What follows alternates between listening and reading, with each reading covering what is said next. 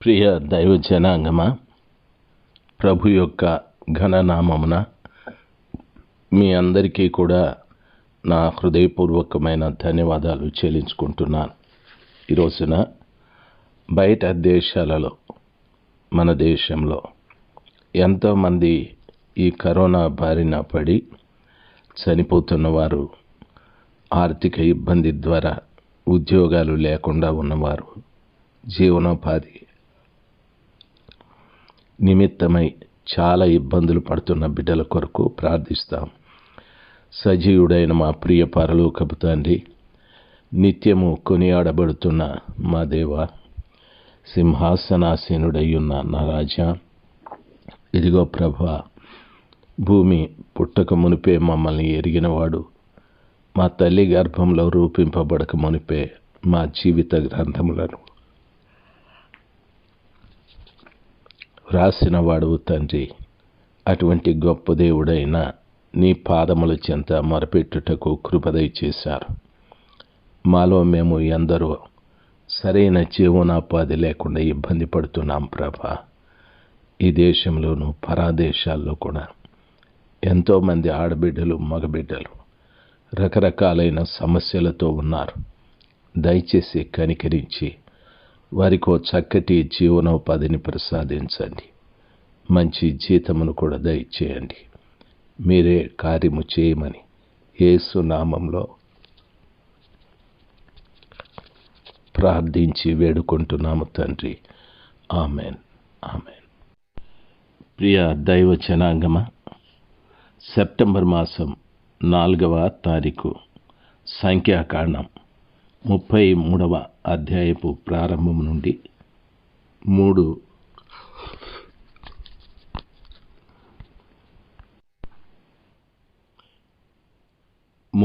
వచనాలు మీతో మాట్లాడుటకు ప్రభు కృపదయ చేశాడు. ఇశ్రాయేలీలు ఐగుప్తు నుండి బయలుదేరి వారు దరిదాపు 40 సంవత్సరాల ప్రయాణాన్ని వాళ్ళు చేశారు. ఈ 40 సంవత్సరాల ప్రయాణంలో వారు ఎక్కడెక్కడ ఆగారు, ఎక్కడెక్కడ వారు తిరుగుతూ ప్రయాణం చేశారనే విషయాలు ఈ అధ్యాయంలో రాయబడ్డాయి. ఇది నెమ్మదిగా చదువుతూ నేను మీకు వివరిస్తూ వస్తాను. అయితే ఈ ప్రదేశాలలో ఎందుకు దిగాలి, ఆ ప్రదేశాలలో ఉన్నటువంటి ఆత్మీయమైన సత్యములను దీని తరువాత మీకు క్రమంగా చెప్తూ వస్తాను. దేవుడు ఈ విషయంలో నాకును మీకును తగిన జ్ఞానమును దయచేయునుగాక. దేవుడు చేసే కార్యాలు ఎప్పుడు కూడా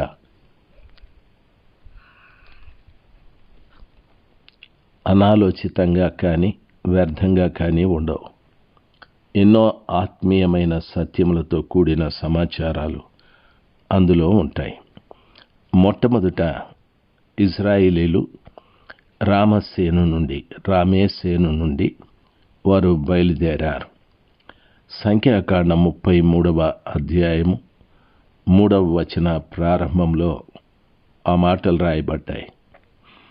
వారు అక్కడ పస్కా పండుగని ఆచరించి, అంటే పస్కాను ఆచరించి, ఐగుప్తు దేశంలో ప్రథమ పుత్రుల మరణము జరిగాది.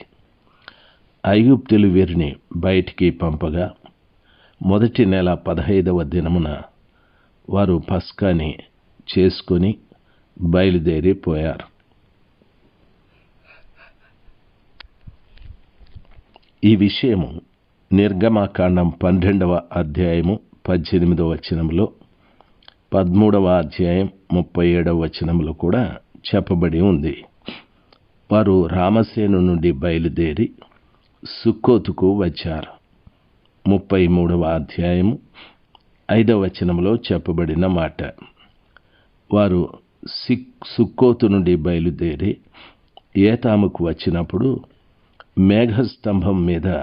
మేఘస్తంభము వలన వారు నడిపించబడుట ప్రారంభమయ్యాది. ప్రియులారా, దేవుని యొక్క కాపుదల వారి మీదికి వచ్చాది. తరువాత వారు ఏతాము నుండి పీహీహాయిరోతు అనేటటువంటి స్థలములో దిగారు. అది 33వ అధ్యాయము 7వ వచనములో చెప్పబడింది. ప్రియులారా, నిర్గమాకాండం 14వ అధ్యాయము 1 నుండి 14 వరకు చదువుకుంటే వివరంగా మనకు అర్థమవుతుంది.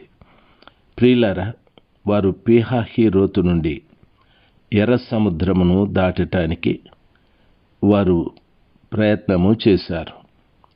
అక్కడ ప్రజలు భయపడగా మోషే వారిని ధైర్యపరిచాడు. వారిని ధైర్యపరిచిన విధానం, మీరు ఊరకుండుట వలన యెహోవా రక్షణ మీరు చూస్తారు అని చెప్పాడు. 33వ అధ్యాయము సంఖ్యాకాండము 8వ వచనములో ఉంది. అయితే నిర్గమాకాండం 14, 15 నుండి 31 వరకు ఇశ్రాయేలీయులు ఎర్ర సముద్రమును ఆఖరి వ్యక్తి వరకు దాటారు. ఫరో సైన్యము ఆ సముద్రములో పడి నాశనమైపోయారు. ప్రియులారా, దేవుని పిల్లలను ఎదుర్కొనే ఏ వ్యక్తి కూడా దేవుణ్ణి ఎదుర్కొన్నట్టే. దేవుని పిల్లలకు వ్యతిరేకంగా పనిచేసే ఏ ఆయుధము కూడా రూపించబడే అవకాశాలు ఉండవు.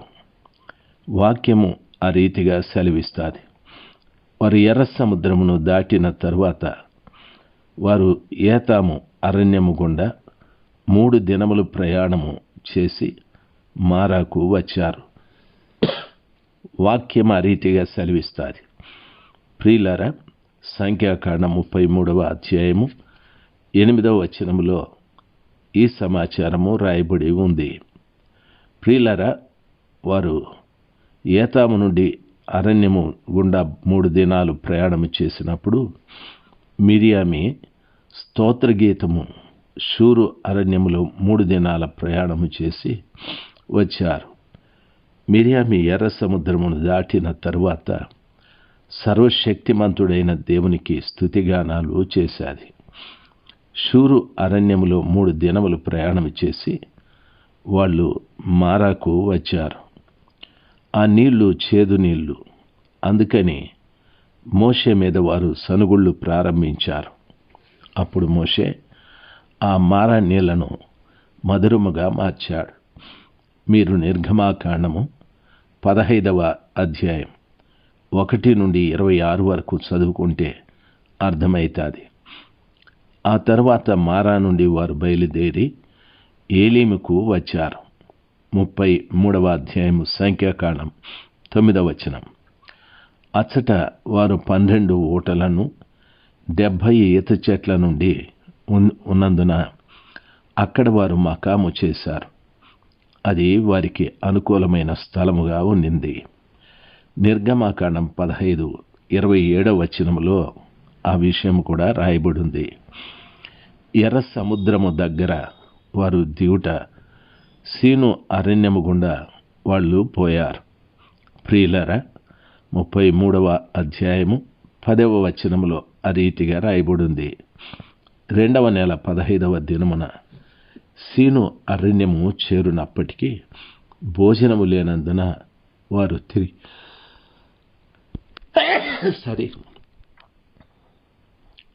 తిరిగి సనిగారు. ఆ రీతిగా వారు సనిగినందున ఆ సీరు అరణ్యము చేరునప్పటికీ వారికి భోజనం లేకపోయేసరికి వారు సనిగారు. అప్పుడు కృపగలిగిన దేవుడు మన్నాని వారికి అనుగ్రహించాడు. మీరు ప్రియులారా 33వ అధ్యాయం 10వ వచనములో చదువుకుంటే తెలుస్తుంది. నిర్గమాకాండం 16, 1 నుండి 36 వరకు రాయబడి ఉంది. సీను అరణ్యము నుండి బయలుదేరి దోపాక వరకు వెళ్ళి అక్కడ వారు దిగారు. 33వ అధ్యాయము 12వ వచనములో చదువుకుంటే అర్థమవుతుంది. దోపాక నుండి బయలుదేరి ఆలూషు అనే స్థలానికి వచ్చి దిగారు. ఆ సంఖ్యాకాండం 33వ అధ్యాయము 13వ వచనములో రాయబడింది. ఆలూషు నుండి బయలుదేరి రెఫెదీముకు వచ్చారు. 33వ అధ్యాయం సంఖ్యాకాండం 14వ వచనంలో చెప్పబడింది. అయితే రెఫెదీముకు వారు వచ్చిన కారణాన అక్కడ వారికి నీళ్లు లేవు. జనులు సనిగారు. మోషే ఆ బండను దేవునికి ప్రార్థన చేసినప్పుడు ఆ బండతో మాట్లాడమని చెప్పారు. మోషే బండను కొట్టి నీళ్లను రప్పించారు. వాళ్ళు తృప్తిగా త్రాగారు. అయితే అక్కడ అమాలేకీయులతో యుద్ధం కూడా జరిగాది. అప్పుడు మోషే, నేను ఆ కొండ మీదికి వెళ్ళి ప్రార్థిస్తాను. యెహోషువ, నీవు సైన్యాన్ని సిద్ధం చేసుకుని అమాలేకీయులతో యుద్ధం చేయమని చెప్పాడు. మోషే, అహరోను, హూరు ఆ కొండ మీదికి ఎక్కి మహోన్నతుడైన దేవుని ప్రార్థన చేస్తూ వచ్చారు.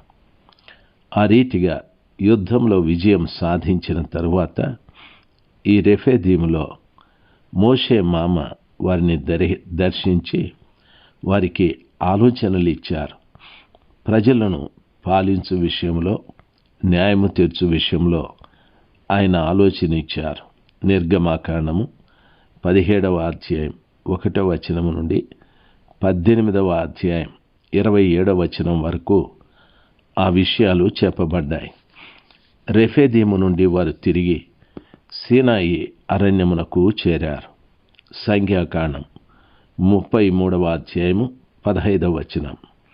3వ నెల మొదటి దినమున సీనాయి అరణ్యాన్ని వాళ్ళు చేరుకున్నారు. అచ్చటనున్న సీనాయి కొండ మీద దేవుడు 10 ఆజ్ఞలు, ఇతర కట్టడలను, గుడార విషయమైన నియమములను ఇచ్చాడు. మోషే 40 దినములు ఆ కొండ మీద ఉంటే ప్రజలు దూడ అహరోన్ను ప్రేరేపించి అతని చేత బంగారం ఇచ్చి ఒక దూడను తయారు చేసుకున్నారు. దేవుడు వారిని శిక్షించి వారి తన కొరకు గుడారమును కట్టడానికి దేవుడు అక్కడ ప్రేరేపణ కలిగించాడు. ప్రియులారా, ఈ సీనాయి వరకు మనం తెలుసుకోవటానికి ప్రభువు కృప దయచేశాడు. దేవుడు కాపుదల మనకుండునుగాక. Amen, amen.